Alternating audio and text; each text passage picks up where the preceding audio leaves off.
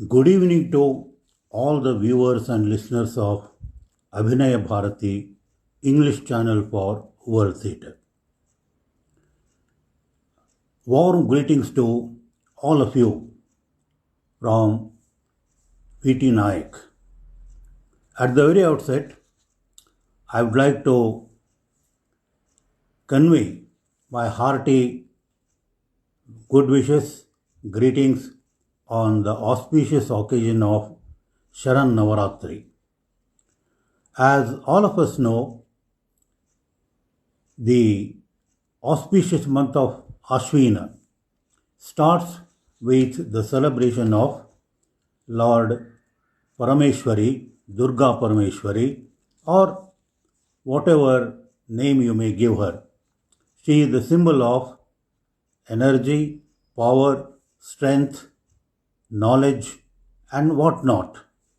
So, from the first day of Ashwina, that is Ashwina Shuddha Pratipada, most of us celebrate Navaratri, the 9-day festival, which is concluded on the 10th day, called Vijayadashami or Dasara. So, it is an auspicious occasion for all of us to exchange greetings, best wishes, and pray the goddess to shower on us blessings so that we may live a very happy, prosperous, peaceful, and meaningful life. So, with these greetings, I would like to start my today's talk. As you have been informed, this evening I would like to speak on James Sink, the Irish playwright, with special reference to his play, The Playboy of the Western World. As soon as we mention the name of James Sink, John Millingston Synge, we are immediately reminded of his famous tragedy, Riders to the Sea. Who is not aware of this great play? And I hope all those who know English or the play has been translated in many regional languages, all of them must have read this play and must have been impressed by the tragic vision it conveys and the impact of the play. Though it is a one-act play, just running up to just 13 to 14 pages, it conveys a lot of profound meaning to its readers. Therefore, no wonder or no surprise that The Riders to the Sea and its author, James Synge, are always they go together. But at the same time, we shouldn't forget the fact that he was a very important Irish playwright and he played a vital role in the Irish dramatic movement and in championing the cause of not only Irish dramatic movement but also the Irish liberation movement. He was a close associate of W.B. Yeats, the greatest poet of the 20th century, the Nobel laureate, and who exerted a great influence on Indian writers, particularly Rabindranath Tagore, in Kannada, Bendre, etc. So, James Synge belongs to the chosen rank of Irish playwrights who championed the cause of Irish dramatic movement. Yeats, the greatest poet, was not only a great poet but also a playwright. However, Yeats as a playwright or Yeats as a dramatist, does not enjoy the same distinction as a poet. But it goes to his credit that he discovered the talent of James Singh and advised him to go to Ireland, study the peasant's life there in an island called Aran's Island, and write plays based on their life and their way of life. So, its great contribution to literature is thus twofold: the National Theatre in Ireland, and he discovered the Irish genius James Singh, encouraged him to go to the Aran Islands and express, I quote the words of Yeats, a life that has never found expression. So, these were the words of advice given by Yeats to James Singh, and accordingly, he went to Aran Islands, spent a lot of time there. In fact, he see, uh, wrote about the experience he had in the Aran Islands, and he made it a point to visit the Aran Islands as often as possible. But it is a very sad fact that James Singh lived only for 38 years, 1871 to 1909. He met an untimely death, and his creative period lasted only for 7 to 8 years, a little less than a decade. Yet, he wrote 6 plays, an account of his visit to the Aran Islands, some poems, and a few essays. Though his literary output is limited, he has carved a permanent niche in the history of English drama. Though he has written 6 plays, his name chiefly rests on the 2 great plays, Riders to the Sea, which is a tragedy, a masterpiece based on the great Greek classic tragedy, and The Playboy of the Western World, which is a comedy or a tragicomedy. At the end of my talk, I would like to explain the speciality of The Playboy of the Western World. Different critics have described it in different ways. So, but the fact remains that it is a comedy, a dark comedy or tragic comedy, or a comedy of its own type. Whatever name we may give, that also has made him great. So, it is interesting to know a few details of his life and career. He was born on 16th April 1871 at Rothfernham near Dublin. His father was a famous barrister, and before he was born, he had 4 brothers. In all, there were 5 children born to this barrister. But unfortunately, when John was just 2 years old, the father passed away, leaving the family of 5 children to the care of his widow. The mother was a devout Christian, and she was a strict disciplinarian too. She insisted that all the children should read the Bible and follow the dictum given in the Holy Scripture. It is said that, I quote a passage, "The well meant but extraordinary cruelty of introducing the idea of hell into the imagination of a nervous child has probably caused more misery than many customs that the same people send missionaries to eradicate. This is what James Singh remarked in one of his writings. Probably this atmosphere at home made him miserable in childhood and it led him to revolt. So, at the age of 18, he lost faith in religion and became an agnostic. As a boy, he had to get formal education, but because of illness, he had a very checkered academic career.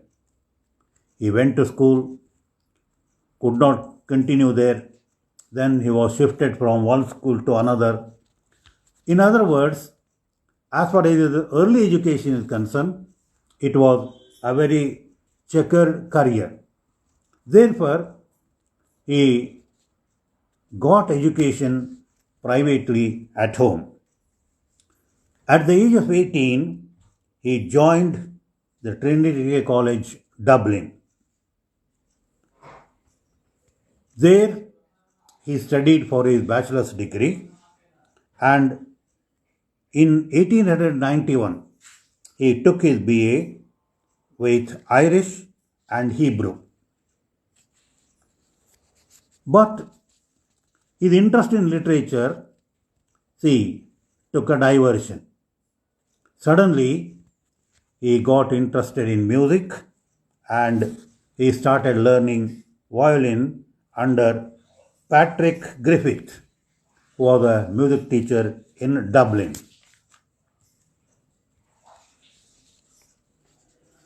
In the teenage only, he fell in love with Cherry Mathewson.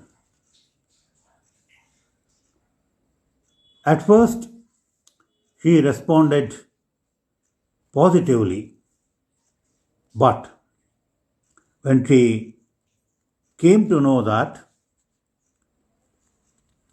her lover was an agnostic and she was a strong believer in religion, and moreover, the family also was highly religious. Therefore, the marriage could not take place. The girl's parents strongly objected to the daughter for marrying an agnostic. So, the love affair ended in disappointment. Then he went to Germany for a change. Then from Germany he moved to Paris, from Paris to Italy. In other words, he kept on moving from one place to another or one country to another.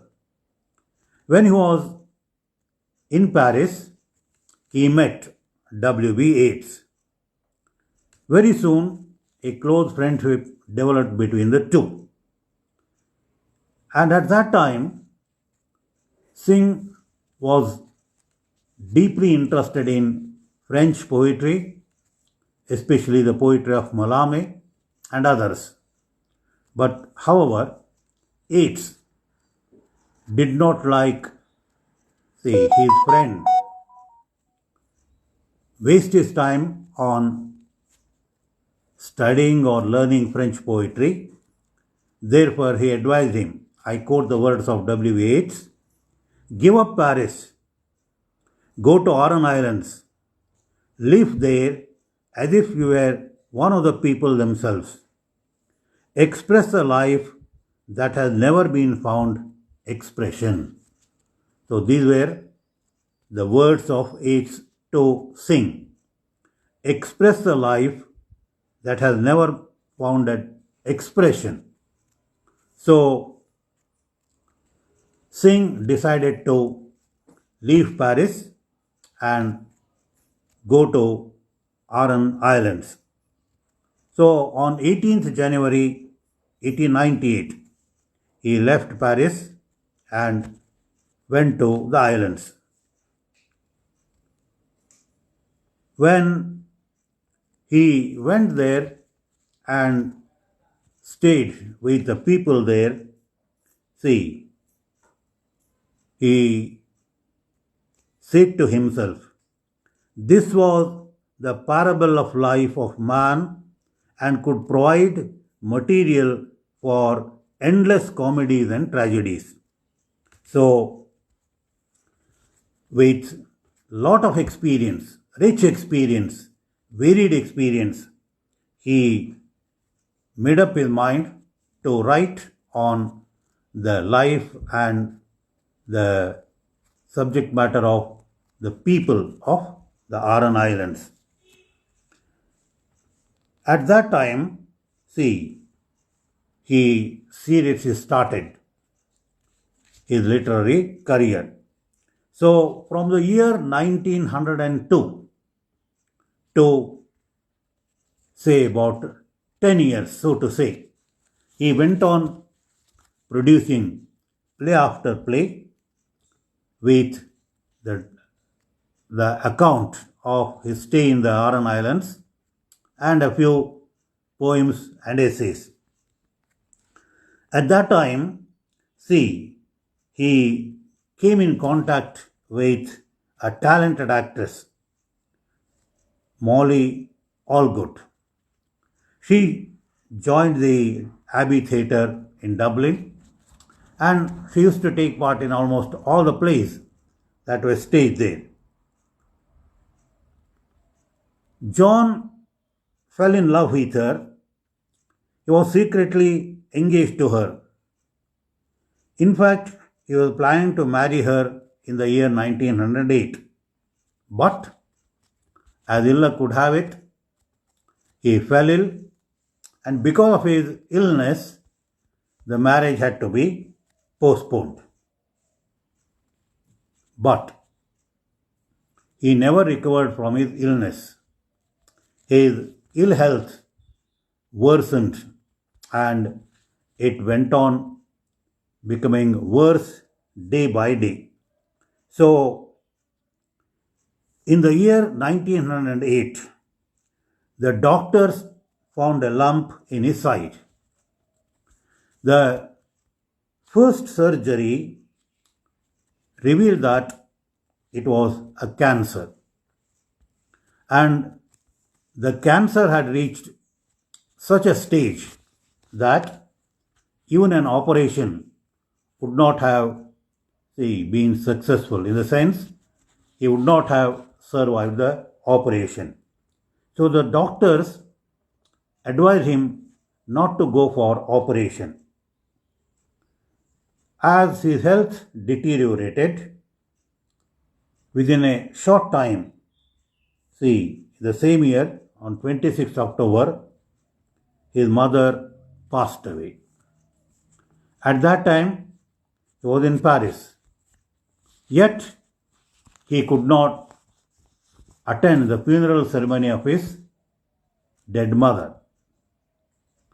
As I mentioned, his health was too critical to make up the journey and take part in it.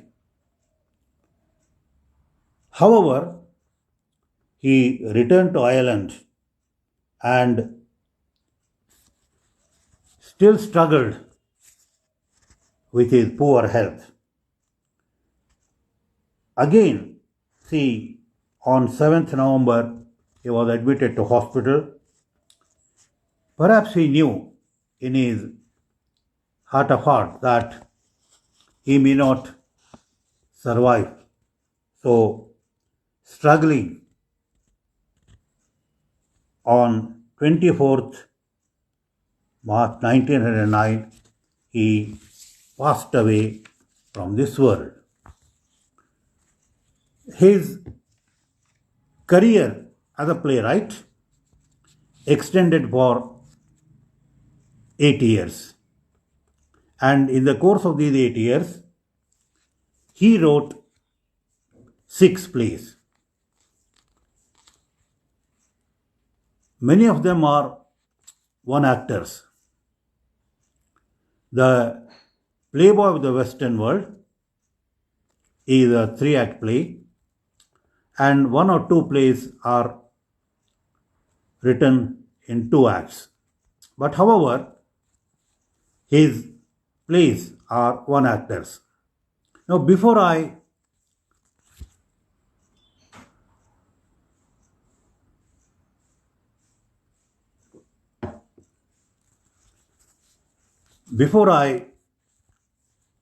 go to discuss the Playboy of the Western World, I would like to give you a brief account of the plays he has written. You may wonder why. The reason is quite simple. I mentioned to you a minute ago that he went to Aran Islands, stayed there for some time, and studied the life of the peasants and other people there. So all the plays deal with the Irish peasants, the simple folk who lived in the midst of nature, and they had their own way of life. So all these plays deal with those people. Therefore, it is necessary and useful, I think, to know in brief all these plays. The first play that he wrote was The Shadow of the Glen. It was written in the year 1903 and it was staged in the same year. This is a one-act play which is based on a story that Singh heard from Pat Dyer, the old Irishman, in the year 1898 when he was in Aran Island. It is about a young woman called Nora Burke, who is not at all happy with her cantankerous husband. She wants to leave him. A young man called Michael Dara becomes interested in her. This makes the old man very jealous and he wants to trap his wife and her paramour. So he pretends to be dead. It is raining outside and a tramp happens to come there seeking shelter. He knocks at the door. Nora lets him. In a way, he is a welcome guest to her because she thinks that this man is God sent. So he lets him in and leaving him to look after the dead man, that is her husband. She goes out to inform the neighbors about the death of her husband. When she is gone, the dead man, supposedly dead man, wakes up, makes friends with the guest, the tramp who had come there, and he talks to him in a very friendly manner and takes him into confidence. So the old man is quite sure that his wife will come with her paramour. So, as expected,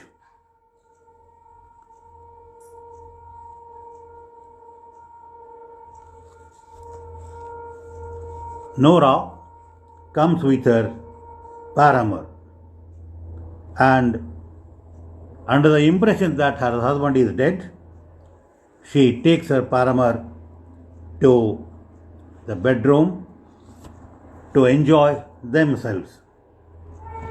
Then Michael Don appears and with stick beats Michael. Michael turns to be such a timid fellow that he takes to his heels and only Nora is left. He was not at all interested in Nora, but only in her wealth.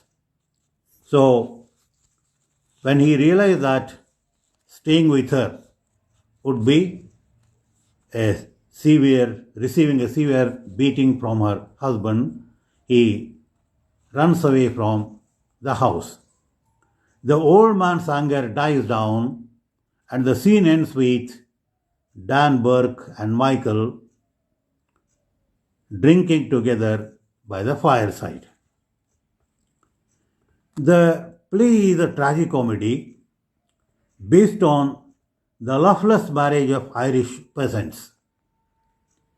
The play dramatizes Singh's characteristic theme, the conflict between the reality and man's dreams, his awareness of human mutability and man's intimate relationship with the natural world. It also the first play to treat the theme of sexual frustration explicitly in the modern Irish stage. However, the first production resulted in an uproar. The audience stood and rose in protest of it. They found that the play gave an unfair depiction of Irish women and they hooted out the play. But actually, Singh maintained that the attack was not on Irish women but actually an attack on Irish men. Whatever the explanation, the play created an uproar. Wherever it was staged, the audience strongly protested against it. Next, Riders to the Sea. The play is too well known to need any special mention. It is such a famous, popular play. It is based on the classical Greek tragedies and it draws heavily on the experiences of the Aran Islanders, the fishermen community. Though the play is very short, as I said earlier, a one actor of just 13 to 15 pages, it is a tragic masterpiece, a saga of the unequal fight of puny man against the all-powerful force of the sea. The simple and highly compressed action of the play is about an old woman called Maria. Maria has lost her two sons, Bartley and Michael. They are drowned in the sea while they were trying to cross the stormy sea to Galway. But prior to the death of these two, Maria has already lost her husband on the sea and the other 5 children also. See, in other words, the whole family is devoured by the ever-hungry sea. The sea is presented as the islanders' source of sustenance. At the same time, it is also their principal natural destroyer. The play climaxes into Maurya's lament on the cavalcade of death in the family and her resigning herself to the fate and accept the hard realities of life. The last lines of the play are most heart touching. I think anyone who reads the play or anyone who watches the play in the theatre will be surely strongly affected by the very simple words full of profound meaning and significance. This is what he says. They are all gone now, and there isn't anything more the sea can do to me. Her husband, all the 7 children are swept away by the sea. What more can the sea do? There isn't anything more the sea can do to me. But the last words are most significant and most appealing. No man at all can be living forever, and we must be satisfied. So she prays for the humanity, saying that in this world no one is immortal. All that is born must come to an end, must die. And we have to accept this grim reality of life. And wisdom lies in accepting this hard fact of life. In Milton's play, Samson Agonis, the chorus concludes the play with these words: calm of mind, all passion spent. Perhaps Maria sums up this. So, this is the Riders to the Sea.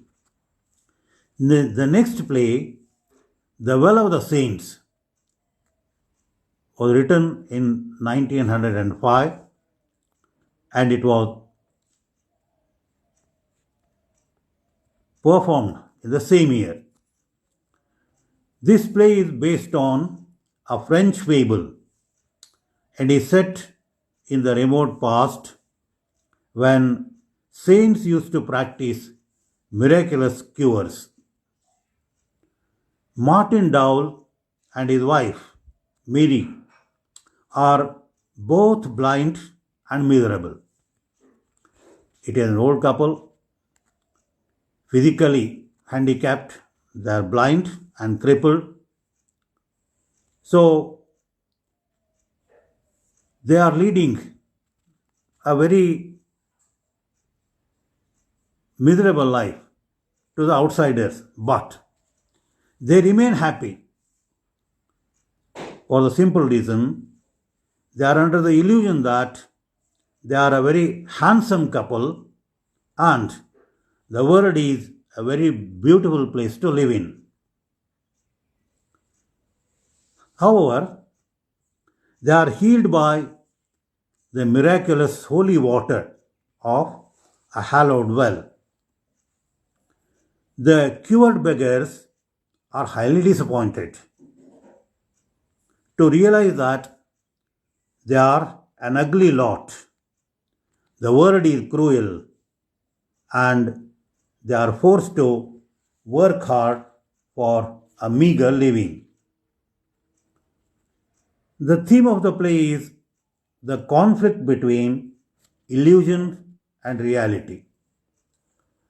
Dreams and fantasies are very sweet, but reality is hard and painful. But it requires great courage to face the grim realities of life. The play reminds us of Ibsen's The Wild Duck, and underlines man's need for illusions that can sustain him in life.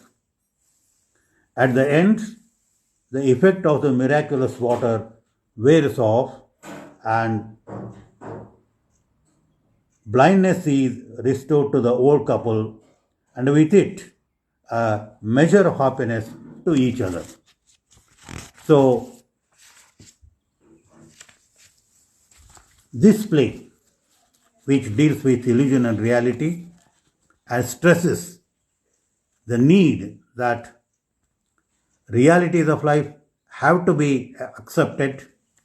At the same time, to make our life beautiful, some kind of illusion, some kind of fantasy is necessary. The next play, The Tinker's Wedding, was written in the year 1906. It is also a very amusing play. The Tinker's Wedding is an amusing play based on a true incident of Irish life, which Singh heard in Wicklow.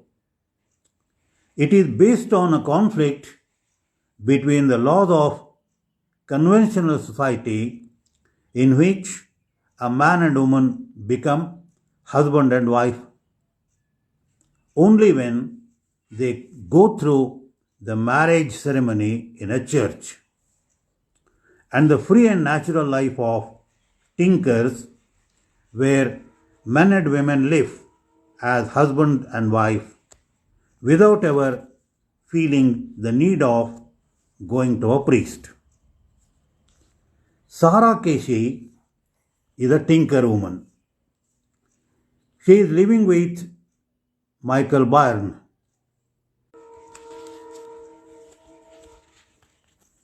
Perhaps you know, living relation or living together, whatever term you may give. They are quite happy. But you know, they are not formally married. But now they realize that they should go in for a formal marriage. When they approach the priest, he demands 10 shillings and asks a tin can. So Sarah Casey promises to pay the shillings and make the tin. They make the tin, hide it in a sack, and they are about to take it to the priest.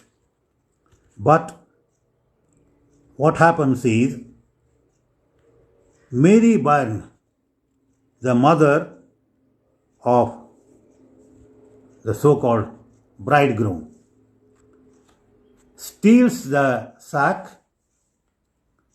takes away the tin can, and instead she puts 3 bottles in it and ties the sack. Without knowing this, the would-be wife and husband go to the church, meet the priest. When he opens the sack, he is horrified. There is no tin can, and instead there are only 3 bottles. So a quarrel starts between them and a heated argument takes place. And finally, you know, they attack the priest and return home. Now, though it appears to be a comic and amusing play, what Singh wants to say is it necessary that if a man and woman live like wife and husband happily, is it necessary for them to go in for a formal marriage? And it also attacks the money-mindedness of the priest. So, the play in this way is an attack on the church authorities. The last play, Deirdre of the Sorrows, Singh could not complete it. It was written in the year 1910. It was unfinished, published and produced posthumously. However, this play makes a new departure from the plays so far written by Singh. In the plays he wrote so far, he depicted peasants, tramps, beggars, their life and their way of life. Here he turns to an ancient legend of Ireland for the subject matter. The story is concerned with the love of an aging king, concubine, for the young and beautiful Deirdre, but she doesn't love him. So she elopes with her lover, Nicey. Even though the lover is warned that whoever marries Deirdre, she will bring pain and destruction to him, he marries her and they live quite happily for 7 years. After 7 long years, they return, but Nicey is treacherously murdered, and Deirdre then takes her own life. This brings with it the destruction of the other cities, Emain. So, in other words, whether one should believe in prophecies or not, that is left to one's sweet will and wish. But in Greek tragedies also, we see such things.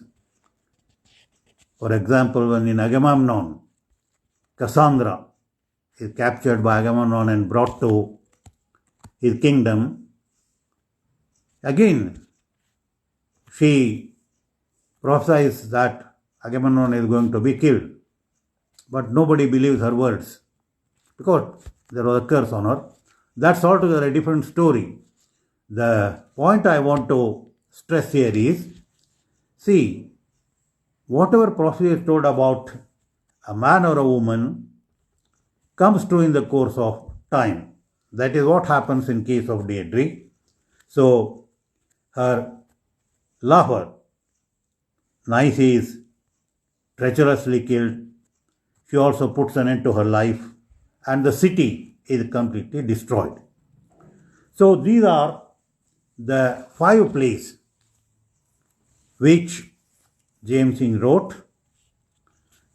Playboy of the Western World is the last but one, which he wrote in the year 1809.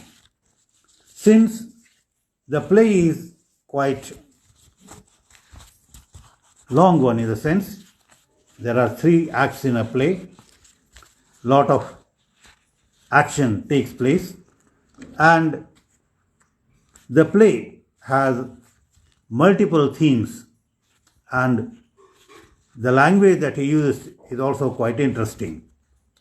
Therefore, because of paucity of time, I have to keep my discussion of the Playboy of the Western World for next week. So, with these words, I conclude my talk, and I request you to kindly excuse me that I could not deal with the Playboy of the Western World in this evening's session. But as you know, since the subject is vast and it needs to be dealt in detail, I seek your kind permission to take the discussion next week. Till then, goodbye.